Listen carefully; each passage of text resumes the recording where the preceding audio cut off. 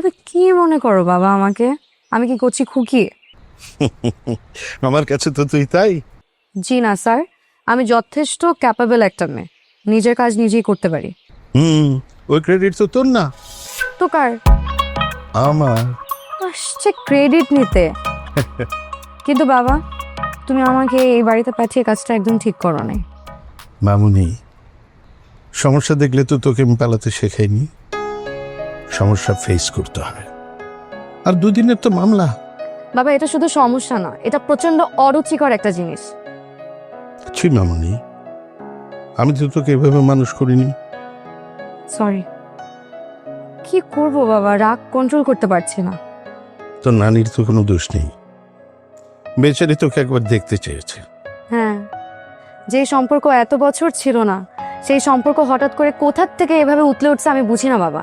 আর তোমার এক্স ওয়াইফের মার সাহস হয় কি করে যে তার মেয়ের সাথে আমাকে কথা বলতে বলে? তুমি যদি আমাকে কনভিন্স না করতে, এ বাড়িতে না আমি জীবনে পাড়াও দিতাম না। কত নিয়ে পড়ে থাকলে তো এগোনো যায় না মামুনি। আর অতীত ভুলে গেলেও নিজের অস্তিত্ব থাকে না বাবা। তোর সাথে কথা বলা কি আমার পক্ষে সম্ভব? তোমার থেকে তো শিখেছি। তবে একটা কথা মনে রাখিস, বলো। একদম রাগ দেখাবি না। মনে রাখবি, রক্তের সম্পর্ক কখনো ছিন্ন করা যায় না। তোর নানির মনের অবস্থাটা আমি বুঝতে পারি। এই কারণেই পাঠিয়েছো না এই বাড়িতে আমাকে? হ্যাঁ এবং না। হ্যাঁ কারণ হচ্ছে, আমি অনেকদিন আগে ও বাড়িতে খোঁজ নিয়েছিলাম। তোর মা খুব সম্ভবত ওই বাড়িতে আর থাকেন না। জানি আমি। তোমার এক্স ওয়াইফ নাকি বিদেশ চলে গেছে। আর না কেন?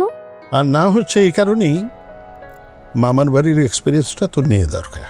কোনো দরকার নেই বাবা, এই বাড়িতে এক একটা খারুস। ঠিক, এভাবে কথা বলছিস কেন? এখানে সবাই তোর মুরব্বী। সবার ক্ষেত্রে প্রযোজ্য হলো, এই বাড়িতে একটা বান্দর আছে সেটার ক্ষেত্রে এটা প্রযোজ্য না। কে?